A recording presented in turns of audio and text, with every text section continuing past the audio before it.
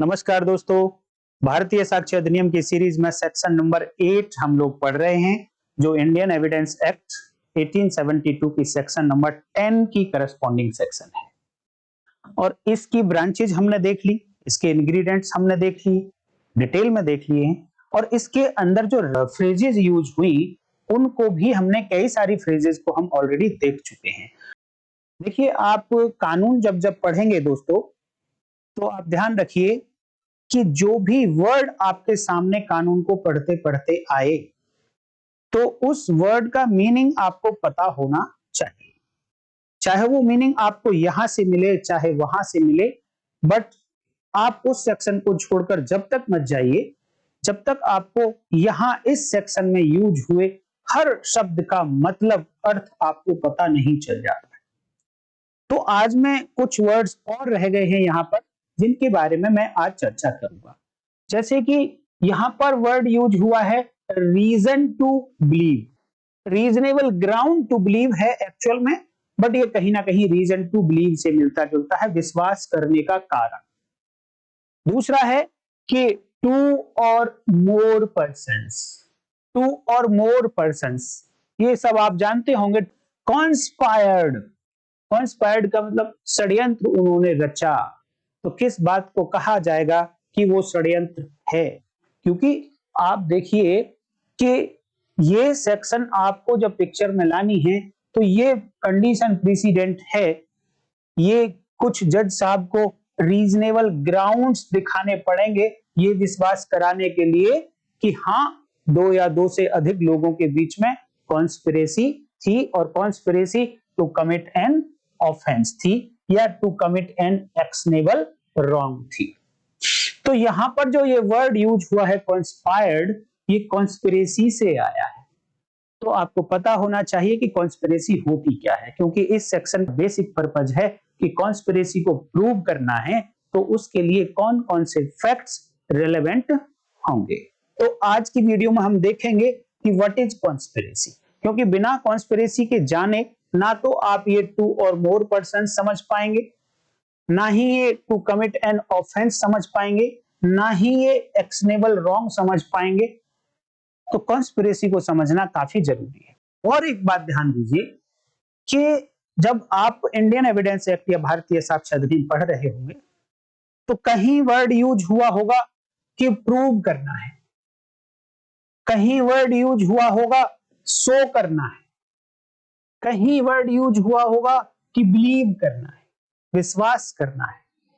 तो देखिए, लिखने वालों ने अगर तीन तरीके के वर्ड्स यहां पर लिखे हैं, तो इट मींस कि तीनों का मीनिंग अलग है और तीनों के लिए डिफरेंट टाइप की एविडेंसेस चाहिए, या तीनों ही डिफरेंट टाइप के एक्शन करने वाले हैं। तो वो डिफरेंस क्या है वो भी आपको समझना चाहिए। तो आज मैं आपको लेकर चलता हूं कि कॉन्स्पिरेसी कहेंगे किसको। तो मैं आपको लेकर चलता हूं क्रिमिनल कॉन्स्पिरेसी की डेफिनेशन। पहले देखिए आईपीसी होती थी, और उसकी सेक्शन 120 कैपिटल ए आईपीसी में इस क्रिमिनल कॉन्स्पिरेसी की डेफिनेशन दी गई थी। और अब भारतीय न्याय संहिता बीएनएस में सेक्शन 61 हो गई है, और यहां पर वही क्रिमिनल कॉन्स्पिरेसी की डेफिनेशन दी गई है। इसमें छोटा सा चेंज किया गया है डेफिनेशन में। चेंजेस भी आपको पता होने चाहिए कि जब नया लॉ बना तो क्या चेंज आया है। देखिए, यहां पर ये विद द कॉमन ऑब्जेक्ट, ये वर्ड्स जो हैं, चार वर्ड ये पहले नहीं थे। अभी 61 जब ये बना 120 बी ए से, 120 कैपिटल ए से, तब ये चार नए वर्ड ऐड किए गए हैं।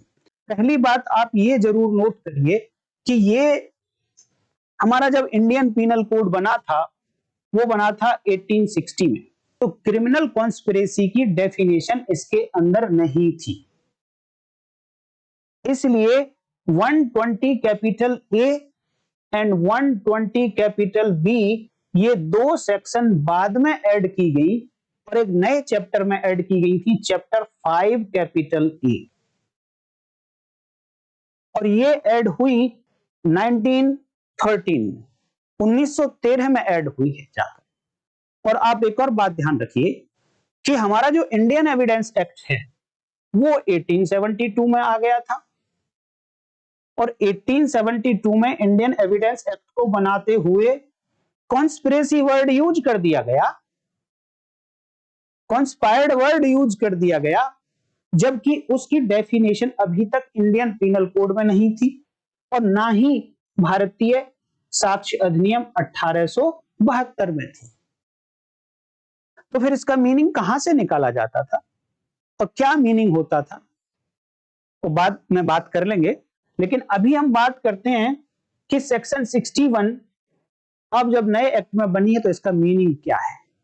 तो देखिए, सबसे पहले आप ये जान लीजिए कि पहले तो दो सेक्शंस थी अलग अलग, 120 कैपिटल ए जहां पर डेफिनेशन दी गई थी क्रिमिनल कॉन्स्पिरेसी की, एंड दूसरी सेक्शन थी 120 बी जहां पर इस क्रिमिनल कॉन्स्पिरेसी के लिए पनिशमेंट दी गई थी, सजा का प्रावधान किया गया था। लेकिन अब जब ये सेक्शन 61 बना तो यहां 61 में ही दो सबसेक्शन बना दी गई, सबसेक्शन 1 एंड सबसेक्शन 2।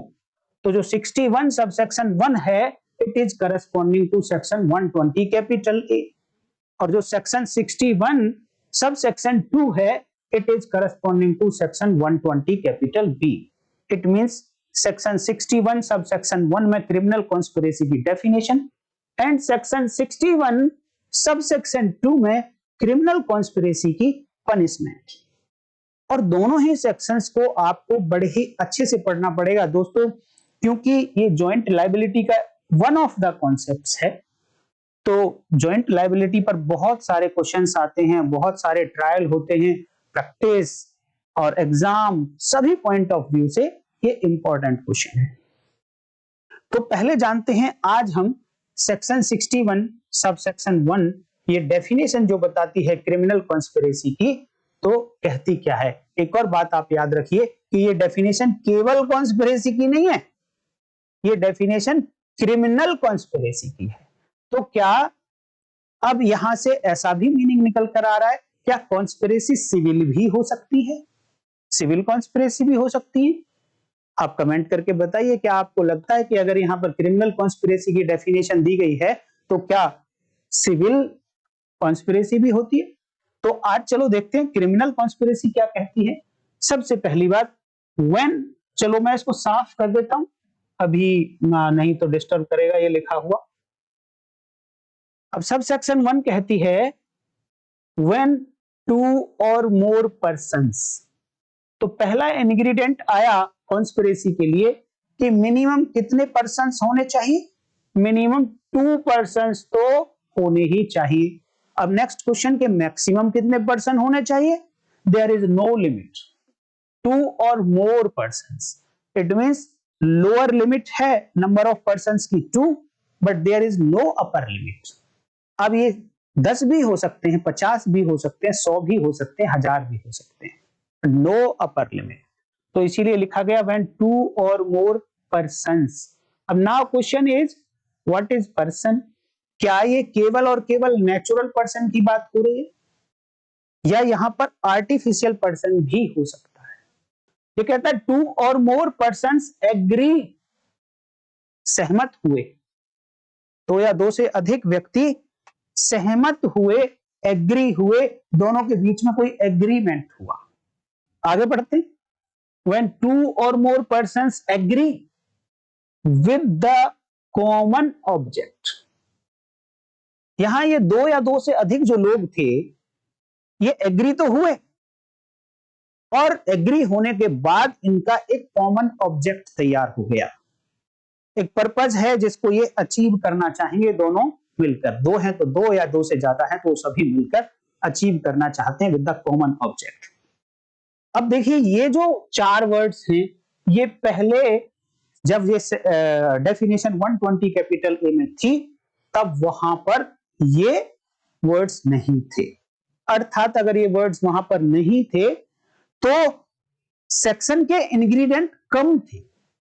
अब जैसे ही ये वर्ड्स यहां पर ऐड हुए तो अब इस सेक्शन के इंग्रेडिएंट बढ़ गए। अब यहां क्रिमिनल कॉन्स्पिरेसी को प्रूव करने के लिए एग्रीमेंट के साथ साथ प्रूव करना पड़ेगा कि वो एग्रीमेंट कॉमन ऑब्जेक्ट के लिए हुआ था। एग्जाम्पल मैं बताता हूं आपको। दो पर्सन हैं ए एंड बी। ए कहता है मैं एक्स को भी मारना चाहता हूं और मैं वाई को भी मारना चाहता हूं। दूसरा पर्सन बी कहता है कि मैं केवल एक्स को मारना चाहता हूं, बी को नहीं मारना चाहता बल्कि उसे मैं बचाना चाहता हूं। अब दोनों चाहते हैं कि हम क्या मिलके एक्ट कर सकते हैं अपने इस ऑब्जेक्ट को अचीव करने के लिए।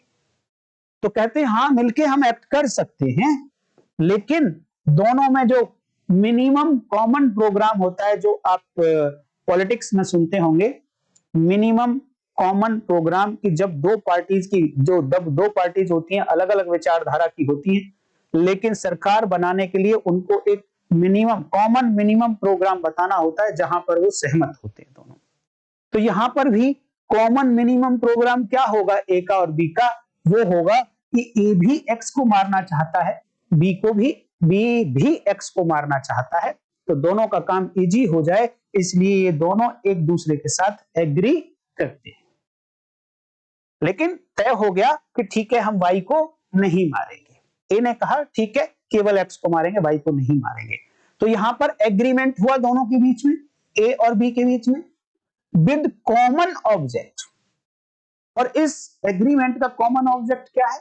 कि एक्स को मारना।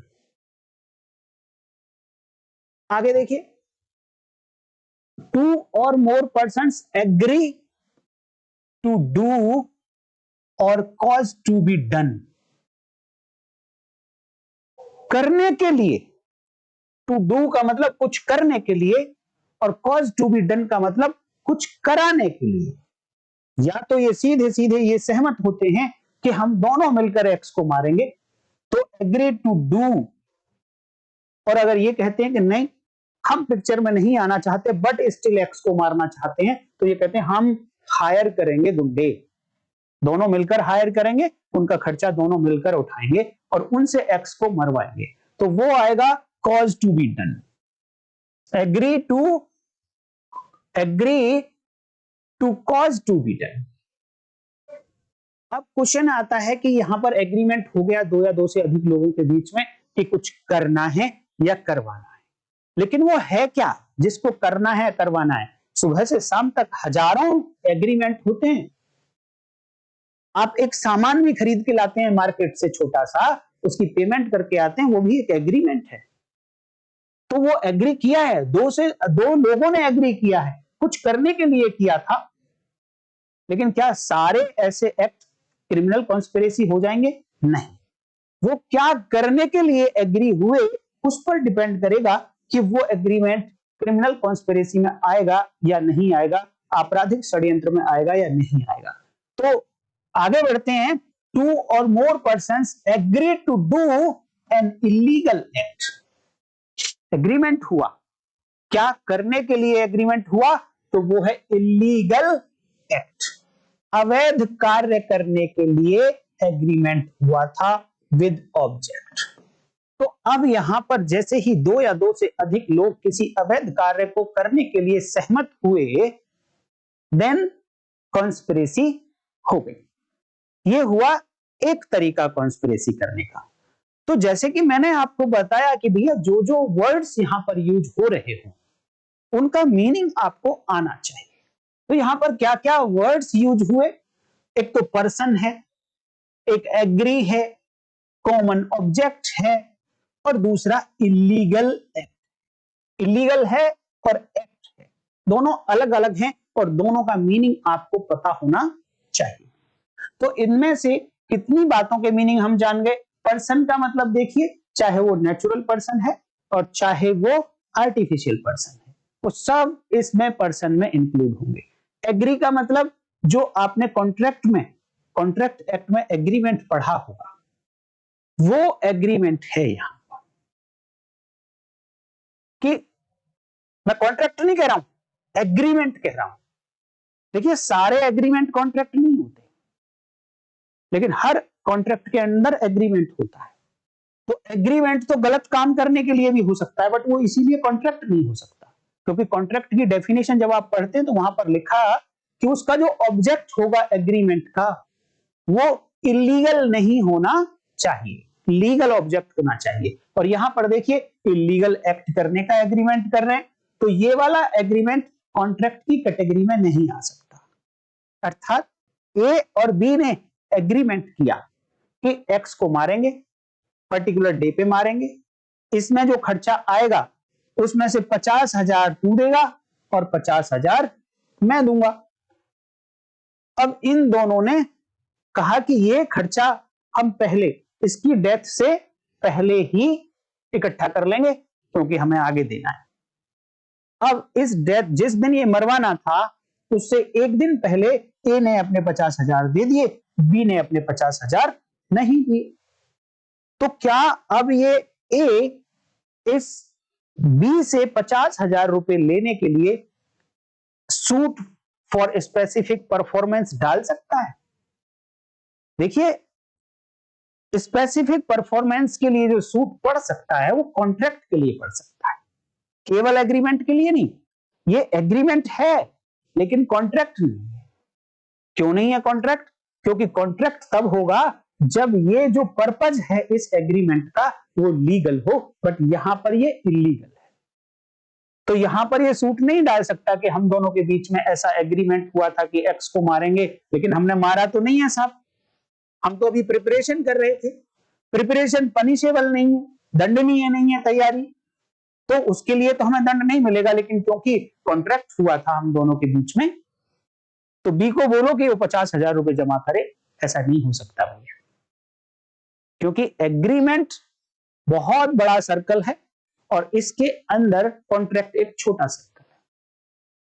तो ये एग्रीमेंट है, वो एग्रीमेंट आप समझ गए होंगे कि एग्रीमेंट को समझना जरूरी है। कॉमन ऑब्जेक्ट, यहां पे पर्पज क्या था? एक्स को मारना, लेकिन ए का था 2 लोगों को मारना, बी का था 1 को मारना, तो कॉमन ऑब्जेक्ट क्या हुआ? केवल एक्स। एग्री किस बात पर हुए? ये कॉमन ऑब्जेक्ट पर एग्री हुए और कॉमन ऑब्जेक्ट है एक्स को मारना। इसके बाद में अब आपको समझना पड़ेगा कि ये इलीगल क्या होता है और ये एक्ट क्या होता है। एक्ट को मैं पहले ही बता चुका हूं, 3 बातें बताई थी मैंने। एक होती है स्टेट ऑफ थिंग, अगर मान लो पेड़ खड़ा हुआ है तो it is a state of thing, और पेड़ अगर गिर गया इट इज एन इवेंट, एक घटना है। और अगर पेड़ को गिराया गया है काटकर, तो ये जो गिराने का काम किया गया ये एक्ट है। अर्थात एक्ट में कहीं ना कहीं ह्यूमन विल की इंटरवेंशन होनी चाहिए, उस ह्यूमन विल को पूरा करने का प्रयास किया गया हो, मानव ने अपनी इच्छा को पूरा करने का कहीं प्रयास किया हो। और लीगल डेफिनेशन देखेंगे जब हम एक्ट की, तो ये है कि एक्ट में ओमिशन भी शामिल है। इस एक्ट में ओमिशन भी शामिल है, जहां जहां एक्ट लिखा मिलेगा वहां वहां पे कार्य का लोप भी शामिल होगा। तो अब क्वेश्चन आ जाता है कि इलीगल एक्ट क्या होगा। तो अभी थोड़ी देर के लिए हम पूरी ये डेफिनेशन जानने के लिए आगे पढ़ लेते हैं, फिर इलीगल की बात करेंगे कि इलीगल क्या होगा और किस तरीके से उस इलीगल एक्ट के लिए एग्जाम्पल देखेंगे, किस तरीके से कॉन्स्पिरेसी हो सकती है। अब क्लॉज बी कहती है सबसेक्शन 1 की, एक तरीका तो हो गया कि सीधे सीधे इलीगल एक्ट करने के लिए एग्रीमेंट हो गया, 2 या 2 से अधिक लोगों के बीच में क्रिमिनल कॉन्स्पिरेसी हो गई, या फिर इलीगल एक्ट नहीं किया, या फिर इलीगल एक्ट करने के लिए सहमति नहीं हुई। When 2 or more persons agree to do an act which is not illegal। ध्यान से पढ़ना कि यहां पे क्या ऐसा लिखा जा सकता है कि 2 or more persons agree to do an act which is legal। क्या ऐसा लिखा जा सकता है? यहां पर is not illegal को हटाकर नहीं लिखा जा सकता भैया, इसके पीछे बहुत बड़ी कहानी है, नहीं लिखा जा सकता। तो आपको यही लिखना है एग्जाम में, when 2 or more persons agree to do an act which is not illegal। ऐसा एक्ट, ऐसा कार्य करने के लिए सहमत हुए 2 या 2 से अधिक व्यक्ति, जो कार्य अपने आप में अवैध कार्य नहीं है, तो फिर कॉन्स्पिरेसी कैसे हो जाएगी भाई? क्यों हो जाएगी? उसका रीजन आगे दिया है। उन्होंने दिया है कि वो एग्री हुए एक ऐसा कार्य करने के लिए जो इलीगल तो नहीं है, बट बाय इलीगल मीन्स अवैध साधनों के द्वारा काम करने के लिए एग्री हुए। चाहे तो सीधे सीधे अवैध कार्य करने के लिए एग्री हुए हों, या फिर जिसके लिए एग्री हुए, सहमत हुए, वो अवैध तो नहीं है लेकिन उसको करने के लिए साधन अवैध है, तो अगेन इलीगल वर्ड यूज हुआ। यहां पर भी इलीगल, यहां पर भी इलीगल, यहां पर भी इलीगल। इलीगल का मीनिंग जाने बिना आप उम्मीद करते हो कि इस क्रिमिनल कॉन्स्पिरेसी की डेफिनेशन आप समझ जाएंगे? बिल्कुल बेईमानी होगी अगर ऐसा जो सोच रहे हैं। तो मैं इलीगल में ही समझाऊंगा। अब देखिए, जब ये दो टाइप के एग्रीमेंट हो गए तो अब आगे कहा सच एन एग्रीमेंट। भैया मैंने पहले भी बोला है कि जब जब आपको कानून में ये सच वर्ड मिलेगा ना, तो इसका मतलब आप ये देखेंगे कि इस एग्रीमेंट की बात पहले कहीं हो चुकी है, ये सच एग्रीमेंट वो वाला एग्रीमेंट है। तो यहां पर एग्रीमेंट की बात हो चुकी है, ये रहा, to or more persons agree. तो यहां पर जो एग्री हो रहे हैं ये है क्या? एग्रीमेंट। और एग्रीमेंट आप पढ़ ही चुके होंगे कि क्या होता है। एटलीस्ट दो पार्टी चाहिए होती है, कुछ कंसीडरेशन होना चाहिए होता है दोनों के पार्ट पर, पर्पस नहीं चाहिए उसमें, ऑब्जेक्टिव उसमें एग्रीमेंट में नहीं चाहिए कि वो लीगल ही हो। नो, एग्रीमेंट इलीगल के लिए भी हो सकता है, और जैसे ही एग्रीमेंट इलीगल के लिए होगा तो वो कॉन्स्पिरेसी में आ जाएगा। स्टिल एग्रीमेंट है, आप ये नहीं कह सकते कि कॉन्स्पिरेसी में आ गया तो वो एग्रीमेंट नहीं था, एग्रीमेंट है। तो such an agreement is designated a criminal conspiracy. अब यहां एक्चुअल में जो ये एग्रीमेंट हुआ था, यही एग्रीमेंट क्रिमिनल कॉन्स्पिरेसी बनाता है। आपराधिक षड्यंत्र यही एग्रीमेंट कहलाएगा। इस सारी की सारी डेफिनेशन में से क्रिमिनल कॉन्स्पिरेसी किसको कहा जा रहा है? एग्रीमेंट को। Such an agreement is designated a criminal conspiracy. अब क्वेश्चन है कि यहां पर जितनी भी बातें लिखी गई हैं, ये सब इस एग्रीमेंट के एक्सप्लेनेशंस हैं कि ये एग्रीमेंट कैसा होगा। क्योंकि सच एग्रीमेंट लिखा है, इट मींस कि ये ऐसा एग्रीमेंट जो इन सब बातों को मिला के पूरा होता हो, तभी जाके क्रिमिनल कॉन्स्पिरेसी बनेगी। अब देखिए यहां पर एक प्रोवाइजो दिया गया है, प्रोवाइजो को भी जानना जरूरी है। एक प्रोवाइजो, एक एक्सप्लेनेशन। इसको थोड़ा मैं साफ कर देता हूं, आपको थोड़ा अच्छे से नजर आने लगेगा। प्रोवाइजो ये कहता है, provided that no agreement, no agreement. मैं अगर ये सारे वर्ड्स यहां से आगे के छोड़ दूं थोड़ी देर के लिए और सीधा यहां जंप कर जाता हूं, तो प्रोवाइजो ये कहता है no agreement shall amount to a criminal conspiracy. देखिए ऊपर डेफिनेशन में कह दिया कि एग्रीमेंट ही कॉन्स्पिरेसी होगा, लेकिन सच एग्रीमेंट होना चाहिए। तो ये कहा है कि ये एग्रीमेंट वो कॉन्स्पिरेसी की कैटेगरी से बाहर आ जाएगा। Shall not amount to criminal conspiracy. अगर अगर ऐसा होगा, except an agreement to commit an offence. अर्थात कि अगर कोई एग्रीमेंट केवल और केवल अपराध करने के लिए किया था, तो वही एग्रीमेंट कॉन्स्पिरेसी की कैटेगरी में आएगा। और अगर कोई एग्रीमेंट अपराध करने के लिए नहीं था, तो ऐसा एग्रीमेंट क्रिमिनल कॉन्स्पिरेसी की कैटेगरी में नहीं आएगा। पहला एक्सेप्शन। लेकिन आगे फिर और इसका एक्सेप्शन लिख दिया है, एक्सेप्शन का भी exception. Unless some act besides the agreement is done by one or more parties to such agreement in pursuant देयरऑफ।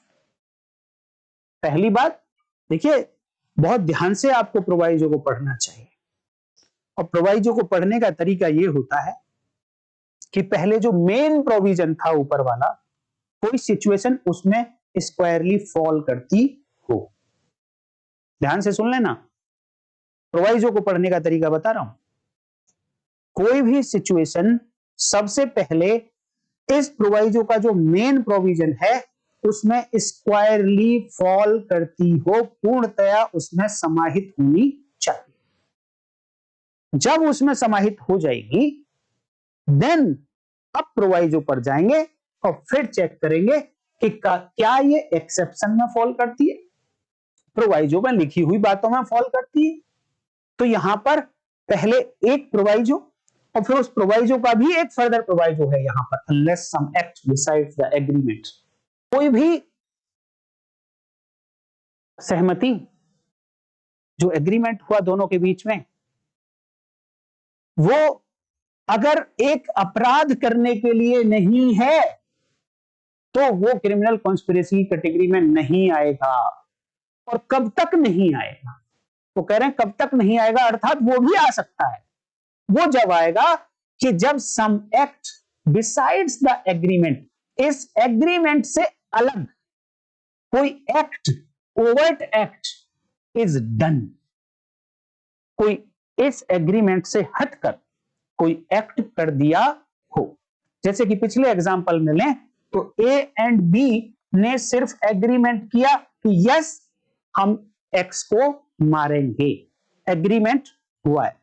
और मारना, किसी को मर्डर करना, it is an directly offence. तो उन्होंने कहा है कि अगर ऐसा एग्रीमेंट है जो ऑफेंस करने के लिए हुआ है वो तो सीधे ही कॉन्स्पिरेसी हो जाएगा। और अगर ऐसा एग्रीमेंट है जो ऑफेंस करने के लिए नहीं था तो फिर ऐसा एग्रीमेंट तभी कॉन्स्पिरेसी होगा जब इस एग्रीमेंट से अलग कुछ एक्ट कर दिया हो। इसको आप जरूर ऐसा समझिए कि अगर एग्रीमेंट केवल और केवल ऑफेंस के लिए हुआ है तो कोई ओवर्ट एक्ट करने की आवश्यकता नहीं, अपने आप में कॉन्स्पिरेसी कंप्लीट। अगर एग्रीमेंट अदर देन ऑफेंस कुछ भी करने के लिए हुआ और वो इलीगल एक्ट में फॉल करता था तो उसके लिए कोई ओवर्ट एक्ट चाहिए। एग्जाम्पल मैं अभी आगे आऊंगा, पहले आप प्रोवाइजो को समझने की कोशिश करो। अर्थात दो तरीके की कॉन्स्पिरेसी ऊपर थी, उनको आगे फर्दर बताया कि कब ऑफेंस वाली कॉन्स्पिरेसी होगी और कब अदर देन ऑफेंस वाली कॉन्स्पिरेसी होगी। तो आप कॉन्स्पिरेसी को अभी तक प्रोवाइजो तक दो पार्ट में बांट सकते हैं, एग्रीमेंट फॉर ऑफेंस, अपराध करने के लिए सहमत होना, और बाकी जितनी सहमति बच गई वो सब दूसरी तरफ, अपराध के लिए नहीं है, बाकी बची हुई सब दूसरी तरफ। तो अब आगे फिर एक्सप्लेनेशन दिया है इसमें, उस एक्सप्लेनेशन को भी थोड़ा देख लेते हैं। मैं पूरा साफ कर देता हूं एक बार फिर से। एक्सप्लेनेशन कहता है it is immaterial whether the illegal act is the ultimate object of such agreement, again such agreement। और वो कहते हैं कि भैया ये जो इलीगल एक्ट है, अगेन इलीगल एक्ट, ऑफेंस नहीं है, यहां पर ध्यान देना, ऑफेंस नहीं है एक्सप्लेनेशन में, इलीगल एक्ट है। इसमें क्या क्या शामिल होगा मैं बताऊंगा अभी। इसमें तीन बातें शामिल। अगर किसी इलीगल एक्ट को करने के लिए जब वो एग्री हुए तो जरूरी नहीं है कि वो इलीगल एक्ट ही उनको उनका अल्टीमेट ऑब्जेक्ट था।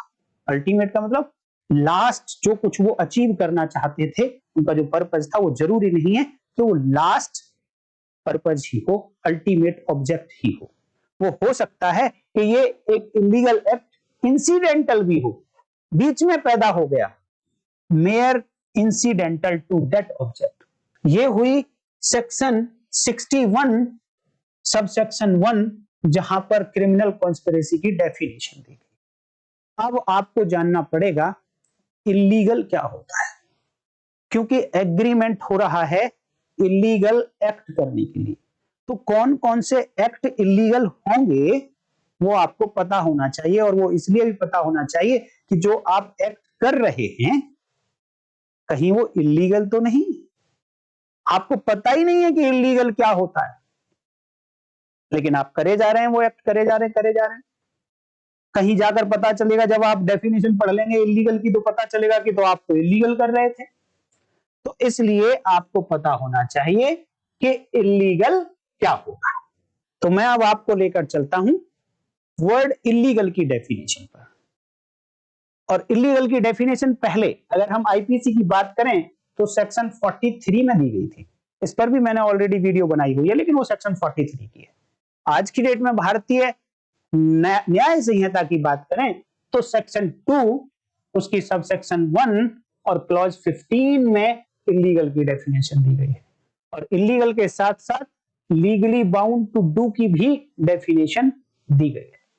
तो यहां हमारा जो कंसर्न है वो केवल और केवल इलीगल से है।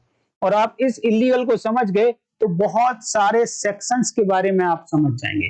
तो देखिए क्या कहता है, the word illegal is applicable to everything. पहली बात देखिए, यहां पर मीन्स नहीं लिखा, इलीगल इलीगल मीन्स नहीं लिखा, इलीगल इंक्लूड्स नहीं लिखा, इलीगल डिनोट्स नहीं लिखा, इन्होंने लिखा है illegal is applicable to everything. It means यहां कोई मीनिंग नहीं बताया जा रहा है, बट हाँ ये कह रहे हैं कि उस हर बात के साथ में इलीगल एप्लीकेबल हो जाएगा जो बातें कैसी हैं, which is an offence. Number एक बात, अगर कोई बात कोई एक्ट, एवरीथिंग का मतलब कोई एक्ट नहीं है, कुछ भी बात अगर वो ऑफेंस है तो फिर उसको आप इलीगल कह सकते हो। बात नंबर एक। अर्थात अगर हम डेफिनेशन को ध्यान रखें तो वहां पर लिखा है कि अगर agree to do an illegal act, agree to do an illegal act means agree to do an offence. एक बात क्लियर हो गई। और यही बात 61 के नीचे प्रोवाइजो में लिखी गई थी, जबकि मैं प्रोवाइजो से ऊपर अगर आप देखेंगे तो वहां पर कहीं भी ऑफेंस वर्ड नहीं था, बट प्रोवाइजो में लिखा कि अगर वो agreement to commit an offence है तो फिर किसी ओवर्ट एक्ट की आवश्यकता नहीं है, कोई कार्य उसमें फर्दर करने की आवश्यकता नहीं है इस एग्रीमेंट के परसुएंट में। तो वो ऑफेंस आया कहां से, वो इलीगल में से निकाल के लिखा है भैया उन्होंने। वो जो ऊपर वर्ड लिखा था agreement two or more persons agree to do an illegal act, उस इलीगल में से ये पहली बात निकालकर प्रोवाइजो में लिख दी उन्होंने और कहा कि अगर agreement is to commit an offence है तो फिर फर्दर कोई ओवर्ट एक्ट नहीं चाहिए in pursuance of that agreement. आगे देखिए और क्या है, किस बात पर एप्लीकेबल है। और illegal is applicable to which is prohibited by law. दूसरी बात कि ऐसी हर कोई बात, it is applicable to everything which is prohibited by law. दो वर्ड होते हैं दोस्तों, एक होता है रिस्ट्रिक्टेड प्रतिबंधित और एक होता है प्रोहिबिटेड, और उसको हिंदी में बोलते हैं निषेध। रिस्ट्रिक्टेड निषेध का मतलब है, प्रोहिबिटेड का मतलब है कि उसको बिल्कुल रोक दिया गया है, वैसा तो आप बिल्कुल करेंगे ही नहीं। लेकिन रोका किसने हो, यहां पर स्पेशली इलीगल के लिए बाय लॉ। केवल मोरल बातों ने रोक रखा हो, प्रोहिबिटेड किया हो मोरल बातों ने, वो यहां पर नहीं है भैया। यहां पर है केवल और केवल लॉ ने प्रोहिबिट किया हो। जैसे एक एग्जांपल देता हूं मैं कि लॉ ने प्रोहिबिट किया है कि किसी माइनर के साथ एग्रीमेंट नहीं हो सकता, माइनर के साथ कॉन्ट्रैक्ट नहीं हो सकता। किसने प्रोहिबिट किया है, कौन रोक रहा है, लॉ ने रोका है। और मोरली प्रोहिबिशन ये है कि भैया एक जो पति है वो दूसरी किसी स्त्री के साथ कोई रिलेशन नहीं रखेगा। इसको कौन प्रोहिबिट कर रहा है, नहीं रखेगा रिलेशन, मोरल, हमारे संस्कार। बट वो प्रोहिबिशन यहां इस विच इज प्रोहिबिटेड बाय लॉ में शामिल नहीं है, क्योंकि वो लॉ ने नहीं रोका है। आज की डेट में ये दूसरी स्त्री के साथ रिलेशन बना के रखना प्रोहिबिटेड नहीं है बाय लॉ, पहले प्रोहिबिटेड था। अडल्ट्री अब नहीं है नए लॉ में। इट मींस ये सबसे अच्छा एग्जांपल है आज की डेट में समझने के लिए कि पुराने टाइम पे अडल्ट्री में रहना प्रोहिबिटेड बाय लॉ था, बट आज की डेट में प्रोहिबिटेड बाय लॉ नहीं है, प्रोहिबिटेड बाय मोरल है, प्रोहिबिटेड बाय एथिक्स है, बट हमें प्रोहिबिटेड बाय लॉ चाहिए। और प्रोहिबिटेड एक्ट को करने के लिए जब दो या दो से अधिक लोग एग्री करेंगे, सहमत होंगे, तो वो क्रिमिनल कॉन्स्पिरेसी आ जाएगी, लेकिन प्रोवाइजो साथ में आ जाएगा। Everything which is prohibited by law not necessarily B an offence. जरूरी नहीं है कि ये वाली कैटेगरी प्रोहिबिटेड बाय लॉ इस ऑफेंस की कैटेगरी में भी आए। क्यों? ऑफेंस होता क्या है? जब आप बीएनएस में पढ़ेंगे तो सेक्शन 2 सब सेक्शन 1 और उसकी क्लॉज 24 में ऑफेंस की डेफिनेशन दी गई है। और क्योंकि ये वर्ड यहां बीएनएस में यूज हुआ है, ये ऑफेंस, तो इसका मीनिंग आप केवल और केवल यहीं से निकालेंगे और कहीं से नहीं निकालेंगे। और यहां पर भी बड़ी ट्रिकी डेफिनेशन है दोस्तों, मैंने डिटेल में वीडियो बनाई हुई है। आप ऑफेंस बाय लीगल लैंप अगर यूट्यूब में लिख देंगे तो ऑफेंस की डेफिनेशन आ जाएगी, जरूर देखनी चाहिए आपको। क्योंकि ऑफेंस वर्ड जब यहां पर यूज हुआ है तो बिना ऑफेंस का मीनिंग जाने आपको इलीगल समझ नहीं आएगा, और बिना इलीगल जाने आपको क्रिमिनल कॉन्स्पिरेसी समझ नहीं आएगी, और बिना क्रिमिनल कॉन्स्पिरेसी जाने सेक्शन 10 इंडियन एविडेंस एक्ट या करस्पॉन्डिंग टू सेक्शन 8 भारतीय साक्ष्य अधिनियम समझ नहीं आएगी। तो देखिए एक वर्ड का कनेक्शन कहां जाके भिड़ता है। अगर आपने एक में मिस्टेक कर दी तो सभी में मिस्टेक हो जाएगी। तो आगे बढ़ते हैं इलीगल पर, कि पहली बात वो हर बात जो ऑफेंस है, वो हर बात जो सेक्शन 2 सब सेक्शन 1 क्लॉज 24 के अकॉर्डिंग ऑफेंस है। ऐसे ऑफेंस के लिए अगर एग्री हुए दो लोग तो वो क्रिमिनल कॉन्स्पिरेसी हो जाएगी, लेकिन प्रोहिबिटेड बाय लॉ के लिए अगर एग्री हुए तो केवल और केवल एग्री हो जाना क्रिमिनल कॉन्स्पिरेसी नहीं होगा।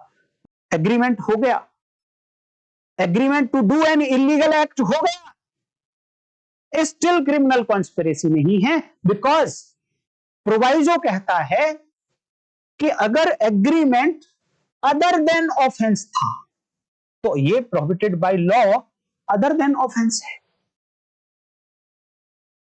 ऑफेंस के लिए आप बेसिक सा ये बात समझ लो कि वो एक्ट जो कहीं ना कहीं किसी ना किसी लॉ ने पनिशेबल बनाया है, दंडनीय बनाया है, वो ही एक्ट ऑफेंस की कैटेगरी में आ सकता है। लेकिन प्रोहिबिटेड बाय लॉ के लिए दंडनीय होना कोई आवश्यकता नहीं है। अगर एक किसी व्यक्ति ने गलती से माइनर के साथ कॉन्ट्रैक्ट कर लिया तो क्या आप उसको सजा देंगे? नहीं, उसको सजा नहीं दी जाएगी। प्रोहिबिटेड है, स्टिल ऑफेंस की कैटेगरी में नहीं आता है, तो इसको छोड़ दिया जाए। अगर एग्रीमेंट इसके लिए हो रहा है ऑफेंस के लिए, इसको छोड़ दो, तो बाकी जो आगे की बातें लिखी हैं इनके लिए अगर एग्रीमेंट हुआ तो केवल एग्रीमेंट कॉन्स्पिरेसी में नहीं आएगा, इसके बाद कुछ ओवर्ट एक्ट करना पड़ेगा।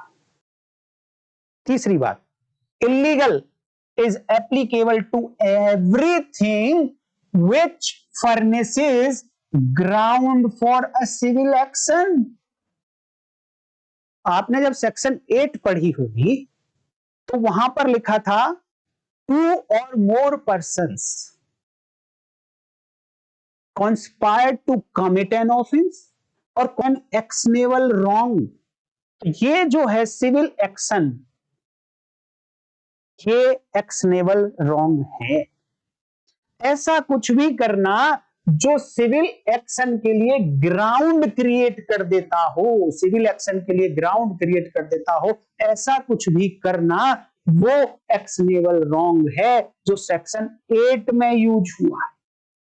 इसलिए बिना आप इस इलीगल को पढ़े आप सेक्शन 8 भारतीय साक्ष्य अधिनियम नहीं समझ पाएंगे।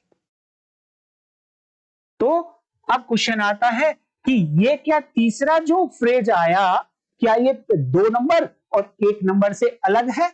अगेन मैं इसे साफ कर लेता हूं। हाँ भैया अलग है।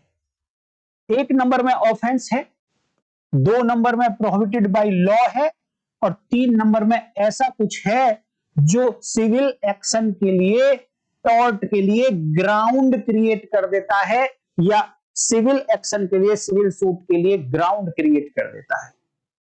अर्थात देखना, जरूरी नहीं है कि वो बात जो सिविल एक्शन के लिए ग्राउंड क्रिएट करती हो वो प्रोहिबिटेड बाय लॉ, जरूरी नहीं है कि वो प्रोहिबिटेड बाय लॉ हो, और जो बात प्रोहिबिटेड बाय लॉ है जरूरी नहीं है कि वो ऑफेंस हो।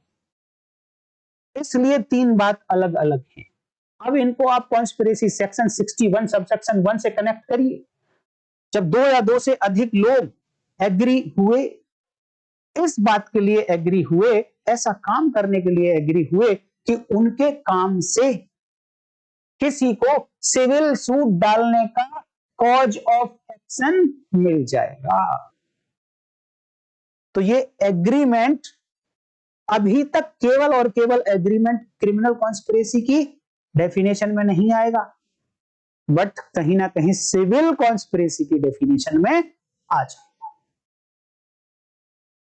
पर ये इस बात के लिए कि वो ऐसा एक्ट करने के लिए एग्री हुए दो या दो से अधिक लोग जो सिविल एक्शन के लिए, सिविल सूट के लिए कॉज ऑफ एक्शन पैदा कर दे, और साथ में कुछ फर्दर एक्ट भी कर दिया इन परसुएंट ऑफ दैट एग्रीमेंट, इसी एग्रीमेंट को आगे बढ़ाने के लिए कुछ छोटा मोटा एक्ट भी कर दिया, देन अब ये क्रिमिनल कॉन्स्पिरेसी हो जाएगी। एग्जांपल, पहली बात तो आपको ये जानना पड़ेगा कि furnishes the grounds for civil action क्या होगा।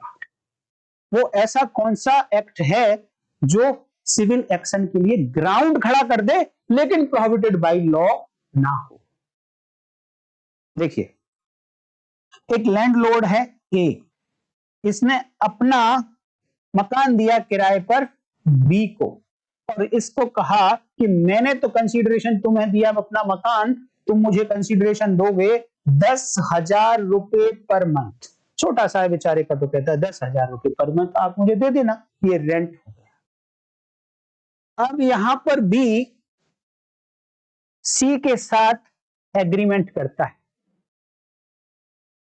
कि यार एक काम करते हैं, मैं ये जो 10,000 रुपए मुझे हर महीने इसको देने पड़ते हैं ना, मैं ये ए को नहीं दूंगा, बस तुम मेरे साथ खड़े रहना, बस और कुछ नहीं, मुझे थोड़ी हिम्मत मिलेगी। सी कहता है यस, तू ये वाले 10,000 रुपए ए को बिल्कुल मत दे, हर महीने मैं तेरे साथ खड़ा हूं। एक बात बताइए कि क्या ये 10,000 रुपए नहीं देना रेंट के बदले ये प्रोहिबिटेड बाय लॉ है क्या? ये रेंट बी ए को देगा ही देगा। ये किससे आया? ये आया इस एग्रीमेंट से। और रेंट नहीं देना ये प्रोहिबिटेड बाय लॉ नहीं है। हाँ, ये रेंट नहीं देना एक कॉज ऑफ एक्शन दे देता है, ग्राउंड दे देता है ए को कि ये बी के अगेंस्ट एक सिविल सूट डाल सकता है रिकवरी ऑफ रेंट के लिए या एविक्शन के लिए, कि प्रॉपर्टी को खाली करें। ग्राउंड्स ऑफ सिविल एक्शन आ गए। तो ये रेंट नहीं देना एग्रीमेंट होने के बाद ये एक वो एक्ट है जो सिविल एक्शन के लिए ग्राउंड दे देता है, और इस बात के लिए ने एग्रीमेंट किया। और एग्रीमेंट करने के बाद अभी तक कॉन्स्पिरेसी नहीं हुई है, केवल एग्रीमेंट, क्योंकि ये ऑफेंस नहीं है। बिना ओवर्ट एक्ट के तो केवल और केवल ऑफेंस के लिए एग्री होना कॉन्स्पिरेसी है, लेकिन यहां पर ये अभी ऑफेंस नहीं है, तो इसलिए मेयर एग्रीमेंट, मेयर सहमति अभी तक क्रिमिनल कॉन्स्पिरेसी नहीं बनी। हां, कब बन जाएगी क्रिमिनल कॉन्स्पिरेसी? कि जैसे ही ड्यू डेट आई रेंट देने की, उस डेट पर उसने रेंट नहीं दिया। अब आप कहोगे कि यहां कोई एक्ट नहीं किया उसने रेंट ना देने का ओमिशन किया। भैया, एक्ट हो या इलीगल ओमिशन हो, दोनों बराबर हैं। एक्ट में इलीगल ओमिशन शामिल है, ये मैंने पहले ही बता दिया था। अर्थात जैसे ही यहां इसने रेंट ना देने का इलीगल ओमिशन किया, तुरंत ये एक्ट में कन्वर्ट हो गया और एग्रीमेंट से अगली स्टेज पर पहुंच गए, और अब ये क्रिमिनल कॉन्स्पिरेसी में कन्वर्ट हो जाएगा।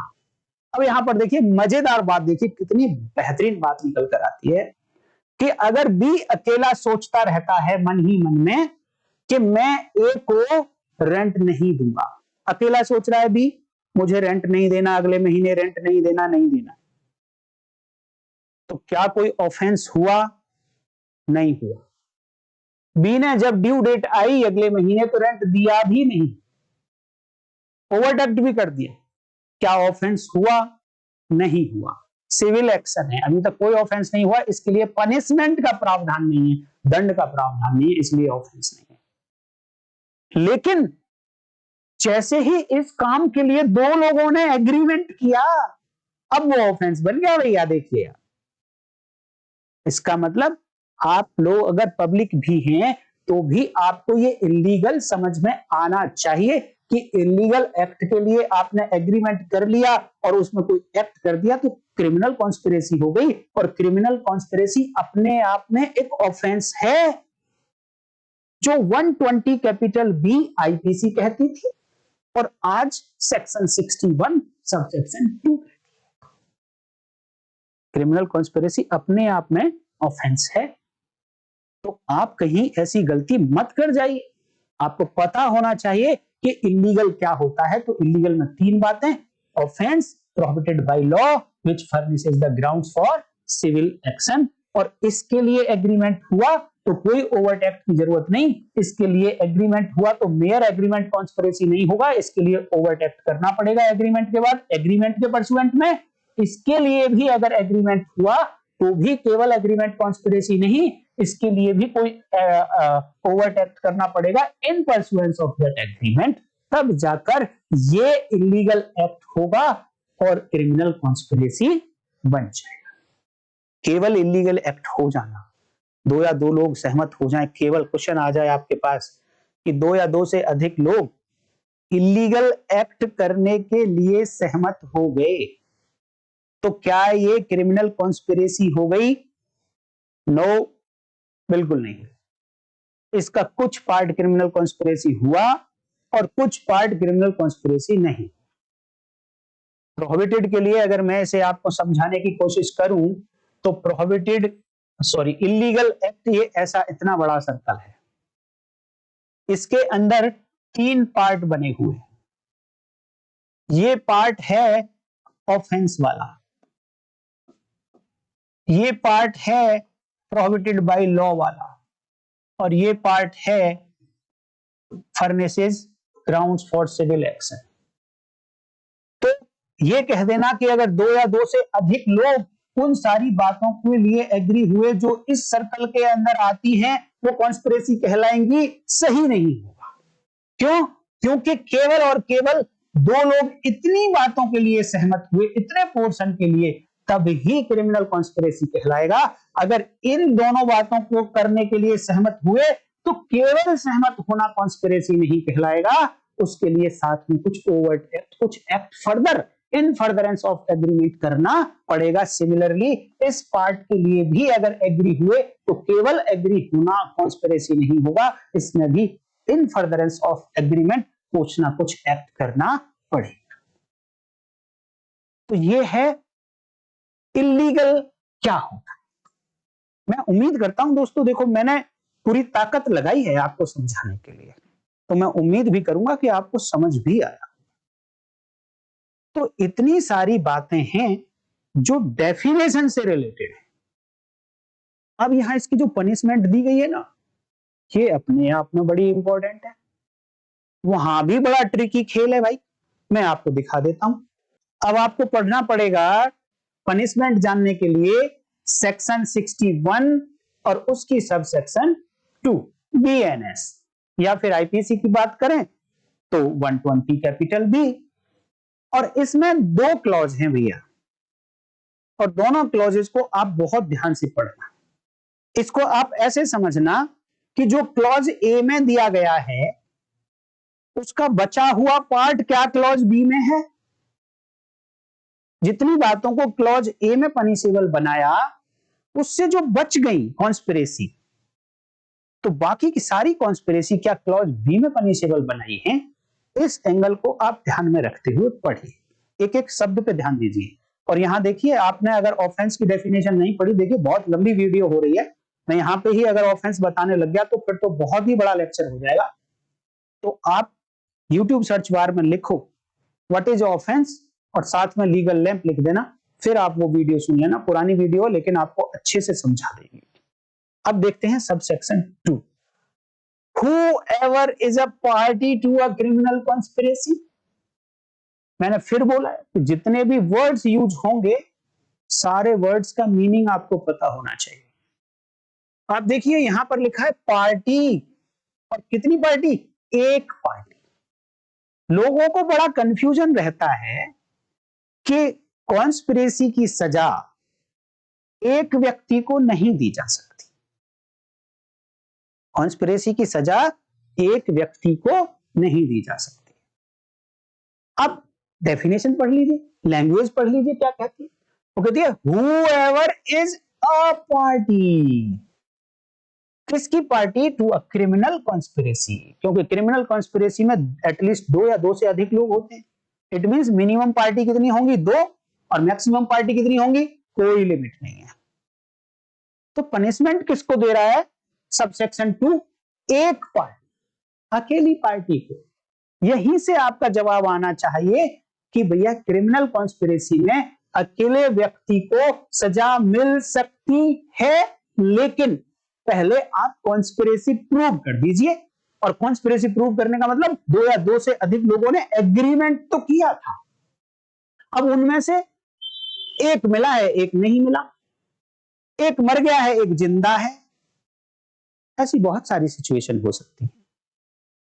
तो एक पार्टी, या इसीलिए मैं बार बार आपको कहता हूं कि वर्ड्स पे आपको कंसंट्रेट करना है। एक एक वर्ड को आप बहुत बहुत ध्यान से सुनिए। तो यहां पर लिखा है whoever is a party to criminal conspiracy। तो एक तो पार्टी समझ गए हम, और क्रिमिनल कॉन्स्पिरेसी ऑलरेडी समझ गए, जैसा कि ऊपर सबसेक्शन 160 सेक्शन 16 में डिफाइन किया था इलीगल के साथ ध्यान में रखते हुए। तो इन दोनों का मतलब हम ऑलरेडी समझ गए।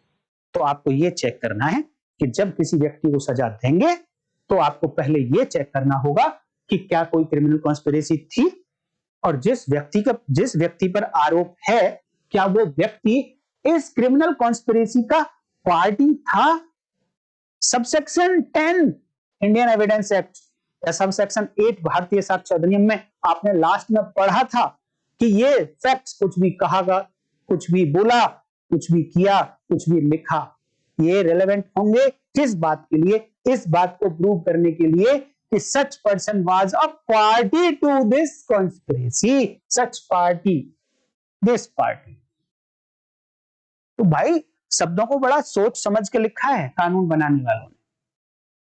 तो शब्दों को कनेक्ट करते रहिए आप कहां कहां पर, और आपकी मेमोरी अच्छी होनी चाहिए। आपको ध्यान होना चाहिए कि वहां पे क्या वर्ड लिखा था, तो क्या उनमें से यहां भी कोई वर्ड यूज हो रहे हैं। और वहां ध्यान देना, वहां क्रिमिनल कॉन्स्पिरेसी नहीं था, वहां केवल कॉन्स्पिरेसी था। आप इस तरीके से ध्यान रखेंगे देन दोस्तों आप थोड़ा डिफरेंट हो जाएंगे और लोगों से। अब देखिए क्या कहती है। अगर मान लिए कि ये डिसाइड तो हो गया कि वो पार्टी तो है क्रिमिनल कॉन्स्पिरेसी का, अब क्रिमिनल कॉन्स्पिरेसी का पार्ट जैसे ही हुआ तो आपके माइंड में वो इलीगल वाली 3 बातें आनी चाहिए। इट मींस 3 तरीके से कॉन्स्पिरेसी होती है। तो अब आपको चेक करना पड़ेगा कि ये जो व्यक्ति जिसको पार्टी में बोल रहा हूं, ये कौन सी कॉन्स्पिरेसी वाला पार्टी है। पार्टी नंबर 1 कि वो ऑफेंस के लिए पार्टी था। क्रिमिनल कॉन्स्पिरेसी कैसे हुई थी? Agreement to do an offence, commit an offence, number 1 वाली पार्टी। नंबर 2, नंबर 1 वाली कॉन्स्पिरेसी, नंबर 2 कि वो एग्री हुए थे, लेकिन क्या? प्रोहिबिटेड बाय लॉ एक्ट करने के लिए। कौन सा एक्ट करने के लिए? ऐसा एक्ट जो प्रोहिबिटेड बाय लॉ था बट ऑफेंस नहीं था, लेकिन स्टिल पार्टी है, still party to a criminal conspiracy. और तीसरी कॉन्स्पिरेसी कि वो एग्री हुए थे ऐसा एक्ट करने के लिए which furnishes grounds for civil action. ये तीसरी टाइप की कॉन्स्पिरेसी। और यहां जो लिखा है whoever is a party to a criminal conspiracy, इसमें तीनों शामिल हैं अभी तक तो। लेकिन अब आगे देखिए दो क्लॉज हैं, clause A and clause B, दोनों में अलग अलग पनिशमेंट है, तो यहां पर कॉन्स्पिरेसी को उठा के रखेंगे कि अब क्लॉज ए में कौन सी कॉन्स्पिरेसी को रखूं, इसको उठा के क्लॉज ए में रखूं, इन दोनों को उठा के क्लॉज बी में रख दूं, या इसमें से भी कुछ बातें निकाल के क्लॉज ए में रखूं, तो जो यहां से बच गई और यहां पर हैं इन तीनों को मिलाकर क्लॉज बी में रख दूं। क्या परम्यूटेशन कॉम्बिनेशन बनाना है वो तो क्लॉज ए को पढ़ने के बाद ही समझ आएगा।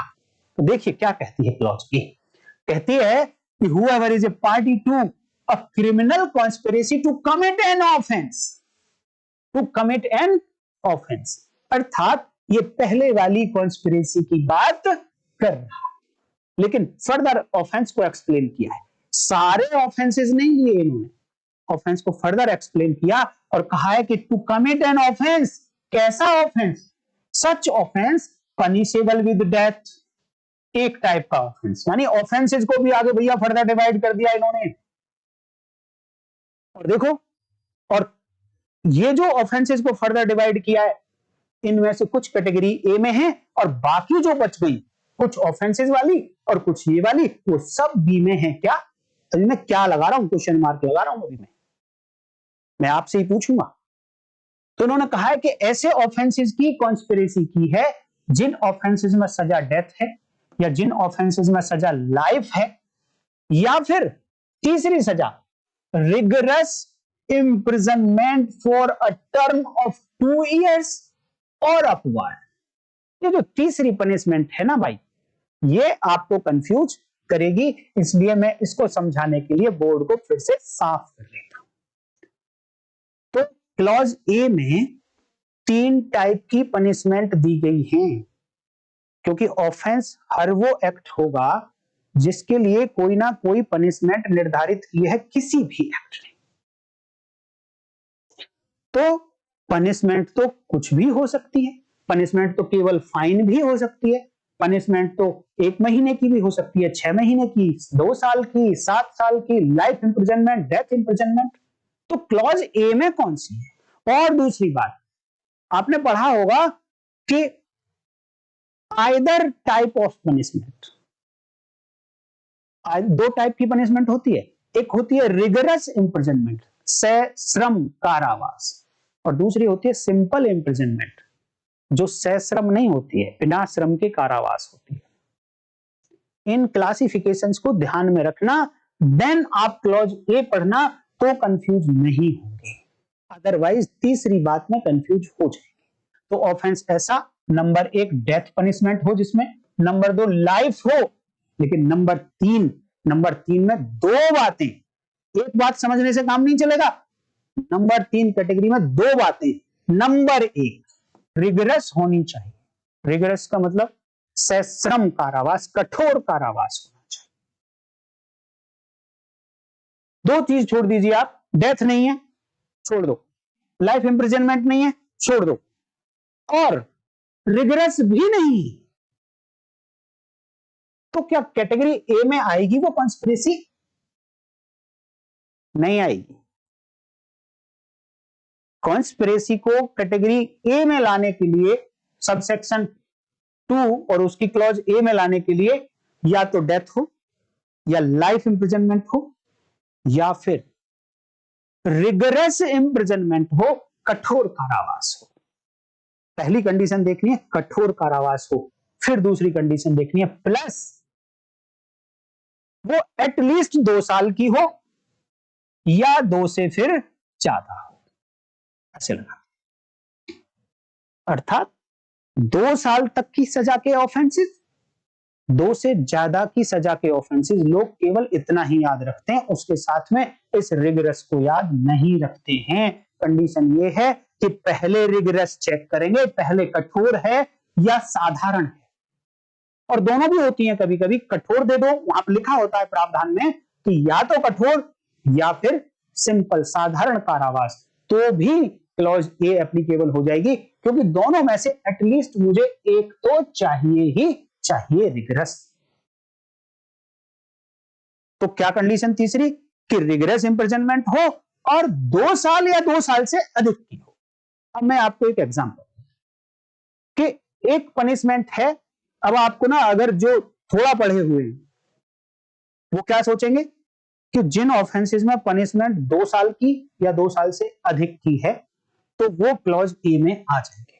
और उनसे आप ये क्वेश्चन पूछ लेना कि किसी ऑफेंस में अभी मैं कोई नंबर नहीं, सेक्शन नहीं दे रहा हूं, किसी ऑफेंस में सपोज एक सजा है 7 साल की, लेकिन वो सिंपल है, लिखा है वहां पर सिंपल इंप्रिजनमेंट फॉर 7 ईयर्स।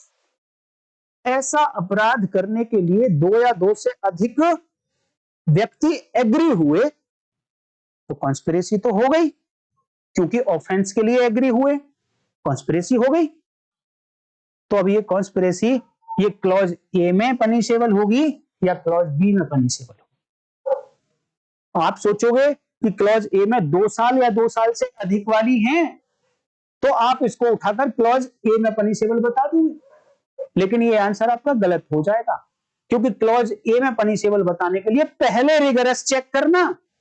अगर रिगरस ना मिले इसमें तो फिर चाहे सजा जितनी भी हो उससे कोई फर्क नहीं पड़ता है। मैं कहता हूं चाहे सजा 10 साल तक की है, लेकिन अगर वो सिंपल है तो भी इस क्लॉज ए में नहीं आएगी। तो पहली कंडीशन है कि वो सजा रिगरस होनी चाहिए, कठोर कारावास होना चाहिए। देन आप देखेंगे कि वो 2 साल तक की है या 2 साल से ज्यादा की है, तो क्लॉज ए में आ जाए। अब यहां से बच क्या गया?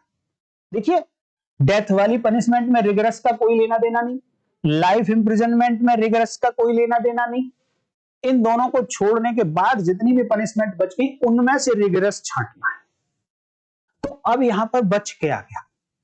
तो नंबर एक बात, सारी की सारी सिंपल पनिशमेंट हैं, अगर कहीं केवल और केवल सिंपल हैं तो वो सारी की सारी बच गई, वो इसमें नहीं आती है। चाहे वो पनिशमेंट 7 साल तक है, चाहे 10 साल तक है, चाहे 20 साल तक है, चाहे 6 साल है, चाहे 5 साल है, लेकिन अगर वो सिंपल है, केवल और केवल सिंपल है, तो फिर इस कैटेगरी में ये नहीं आती है, इसके बाहर है भैया, ध्यान रखना। नंबर एक बात। नंबर दूसरी, अगर रिगरस तो है, लेकिन 2 साल से कम की है, 2 साल से कम की है, तो भी यहां कवर नहीं होती है, तो भी बच गई। तो भैया ये दोनों जो केवल सिंपल हैं, चाहे कितनी भी हो, और रिगरस है तो 2 साल से कम की हो, ये दोनों पनिशमेंट कहां, इन दोनों ऑफेंसेस के लिए अगर किसी ने एग्रीमेंट किया, 2 या 2 से अधिक लोगों ने मिलकर, तो कॉन्स्पिरेसी तो हो गया, लेकिन ए में तो पनिशेबल नहीं है, तो फिर कहां पनिशेबल है? क्लॉज बी देखिए, whoever is a party to a criminal conspiracy other than a criminal conspiracy to commit an offense punishable as aforesaid shall be punishable with imprisonment of either description for a term not exceeding 6 months or fine or with both। तो clause B में क्या बचा? अब यहां पर 2 तरीके की interpretation आती है। पहली बात तो एक तय है कि जहां जिन ऑफेंसेस के लिए केवल और केवल सिंपल पनिशमेंट है, सिंपल इंप्रिजनमेंट, ये लिखा है ना, आइदर डिस्क्रिप्शन, किसी भी तरीके का, आइदर डिस्क्रिप्शन का मतलब यहां पर रिगरस भी है, यहां पर सिंपल भी है, लेकिन यहीं पर लिखा होता कि punishment with simple imprisonment of so and so, तो फिर चाहे उसके आगे 4 साल लिखा होता, चाहे 5 साल लिखा होता, फिर वो क्लॉज ए में नहीं जाता, वो फिर क्लॉज बी में ही आता। तो यहां पर लिखा है, देखिए, कि ऐसी कॉन्स्पिरेसी जो एक ऑफेंस करने के लिए की गई है, लेकिन ऐसे जो ऑफेंस ऊपर नहीं दिए गए हैं, अदर देन द ऑफेंस जो यहां दिए गए, जो क्लॉज ए में ऑफेंसेस दिए गए, उन ऑफेंसेस को छोड़ दिया जाए तो बाकी जितनी भी कॉन्स्पिरेसी बच गई वो सब क्लॉज बी में आएंगी, और उनके लिए पनिशमेंट कितनी हो सकती है? नॉट एक्सीडिंग 6 मंथ, उनके लिए 6 महीने से ज्यादा की सजा नहीं हो सकती, साथ में फाइन भी हो सकता है या अकेला फाइन भी हो सकता है, और अकेली 6 महीने की सजा भी हो सकती है, लेकिन 6 महीने से अधिक की सजा नहीं होगी। तो इस क्लॉज बी में कौन कौन सी पनिशमेंट, कौन कौन सी कॉन्स्पिरेसी की पनिशमेंट है? नंबर एक बात तो ऑफेंस की भी पनिशमेंट है, लेकिन वो ऑफेंस ऐसे जिनमें केवल और केवल सजा सिंपल है, साधारण है, और चाहे है कितनी भी, वो सारे आ गए। नंबर दो, अगर रिगरस है तो फिर वो 2 साल से कम की हो, वो सारे ऑफेंसेस की कॉन्स्पिरेसी आ गई। तीसरी बात, प्रोहिबिटेड बाय लॉ वाली कॉन्स्पिरेसी आ गई। और चौथी बात, furnishes the grounds for civil action वाली कॉन्स्पिरेसी आ गई। तो अब आप समझ गए होंगे कि क्लॉज ए और क्लॉज बी में कितना डिफरेंस है। अब मैंने बताया क्लॉज बी में तो पनिशमेंट बता दी, लेकिन क्लॉज ए में पनिशमेंट कैसे मिलेगी? तो देखिए, अगर कॉन्स्पिरेसी ऐसी थी कि जो वो 3 तरीके की थी, तो लिखा है save, where no express provision is made in this Sanhita for punishment of such a conspiracy be punished in the same manner as if he had abetted such offense। यहां कोई एग्जैक्ट पनिशमेंट नहीं दी गई है, यहां पर 2 बात लिखी गई है कि ये क्लॉज ए पहली बात तो जब पनिश करेगी जब कहीं इस अधिनियम में, इस संहिता में, भारतीय न्याय संहिता में स्पेशल सेक्शन नहीं दे रखी हो उस कॉन्स्पिरेसी की। अगर स्पेशल सेक्शन दे रखी है किसी कॉन्स्पिरेसी के लिए, फिर उसकी पनिशमेंट 61 सबसेक्शन 2 में नहीं मिलेगी, फिर उसी सेक्शन में मिलेगी। एक बात तो ये कह दें। और दूसरी बात कि मान लो कहीं दूसरी जगह पर पनिशमेंट नहीं है कॉन्स्पिरेसी की, अब वो पनिशमेंट यहीं देनी है, तो कैसे मिलेगी वो पनिशमेंट? तो ये कहता है कि मानो कि उसने अबेटमेंट किया है, उस ऑफेंस का दुष्प्रेरण किया है, इस तरीके से सजा देनी। तो अर्थात अब आपको अबेटमेंट भी पढ़ना पड़ेगा, बिना अबेटमेंट पढ़े आप इसकी सजा नहीं दे सकते। एक एंगल और देता हूं, आप देखिए, आपको लॉजिकल इंटरप्रिटेशन देनी है, आप अपनी तरफ से लॉजिकल इंटरप्रिटेशन दीजिए और फिर कोर्ट के ऊपर छोड़ दीजिए, लेट देम डिसाइड। तो वो आपके फेवर में डिसाइड करते हैं, आपके अगेंस्ट डिसाइड करते हैं, और उसके पीछे रीजन देना पड़ेगा उनको। अगर आपने अपना रीजन दे दिया है तो मैं दूसरा एंगल आपको दिखाता हूं क्लॉज बी के लिए। देखिए, क्लॉज बी में कौन सी कॉन्स्पिरेसी पनिशेबल बताई है, इस बात को लेकर मैं एक बारी फिर से आपको क्लॉज बी पढ़ाना चाहता हूं। पहली बात आप ध्यान रखना इलीगल से कि कॉन्स्पिरेसी एक तो ऑफेंस के लिए होती है और एक अदर देन ऑफेंस होती है, जो प्रोहिबिटेड बाय लॉ या फिर furnishes grounds for civil action, civil suit के लिए। अब मैं आपको एक एंगल और देता हूं। देखिए, क्लॉज बी में लिखा है other than a conspiracy to commit an offence. पहली बात तो कि जो क्लॉज बी में है ये ऑफेंस के लिए है पनिशमेंट। और कौन से ऑफेंस? ऑफेंस ऐसे जो पनिशेबल एज अफोरसेड, जो यहां पनिशेबल बताए हैं उनको छोड़कर बाकी जो ऑफेंस बच गए उनके लिए क्लॉज बी में पनिशमेंट है। प्रोहिबिटेड बाय लॉ या फिर सिविल एक्शन वाले के लिए नहीं है। क्यों? अगर इसके लिए भी अगर ऐसा लिखना चाहती, मैं अपनी आपको लॉजिक दे रहा हूं, रीजनिंग दे रहा हूं, कि अगर लेजिस्लेचर की ये इंटेंशन होती कि बाकी सारी की सारी कॉन्स्पिरेसी यहां रखनी है क्लॉज बी में, तो सिंपल सा कहना सफिशिएंट था। वहां लिख सकते थे all the criminal conspiracy other than the aforesaid. ये यहां लिखने की जरूरत नहीं थी, सिंपल लिख सकते थे other than a criminal conspiracy as aforesaid. जो क्रिमिनल कॉन्स्पिरेसी ऊपर लिख दी गई है उनको छोड़कर सारी की सारी यहां पर पनिशेबल होंगी, ऐसा लिख दिया होता लेजिस्लेचर ने। अगर सारी प्रोहिबिटेड बाय लॉ और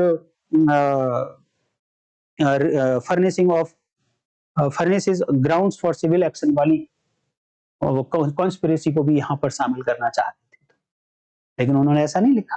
उन्होंने लिखा है कि यहाँ जो कॉन्स्पिरेसी है वो ऑफेंस की है, other then a conspiracy to commit an offense punishable as aforesaid।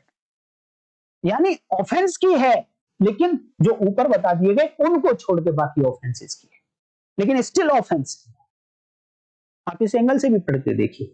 तो दोस्तों, जब हम बीएनएस शुरू करेंगे तो इसी रिदम में होगा हमारा बीएनएस, इसी तरीके से हम बीएनएस आपको समझाएंगे।